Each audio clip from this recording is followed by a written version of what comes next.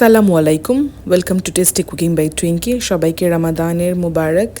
এবং আজকে আমি আপনাদের জন্য একটা হেলদি ড্রিঙ্কসের রেসিপি নিয়ে এসেছি, যেখানে আমি ইউজ করেছি কাজু বাদাম, কাঠবাদাম, কিশমিশ, পেস্তা বাদাম, খেজুর। আমি 2 রকমের কিশমিশ নিয়েছি।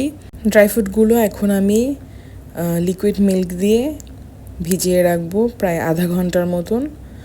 আপনারা চাইলে আরও বেশিক্ষণ ভিজিয়ে রাখতে পারেন, তবে আমি আধা ঘন্টার মতনই রেখেছি।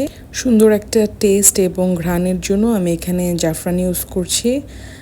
আপনার চাইলে জাফরান নাও দিতে পারেন, তবে বাসায় থাকলে দিতে পারেন। তো আমি এখানে আইস কিউব দিয়ে সবগুলোকে ভালোভাবে ব্লেন্ড করে নিচ্ছি। খুব সহজেই হয়ে গেল একটা হেলদি ড্রিঙ্ক। এটা সারাদিন রোজা রেখে খাওয়ার পর আপনাদের খুবই রিফ্রেশ লাগবে। যেহেতু আমি এটা একটু হেলদি ওয়েতে খেতে চেয়েছি, তাই আমি এখানে মধু ইউজ করিনি। আপনারা চাইলে মধু ইউজ করতে পারেন, তবে সুগারটা স্কিপ করবেন। আই হোপ আপনাদের রেসিপিটি ভালো লাগবে এবং বাড়িতে অবশ্যই ট্রাই করবেন। আল্লাহ হাফেজ।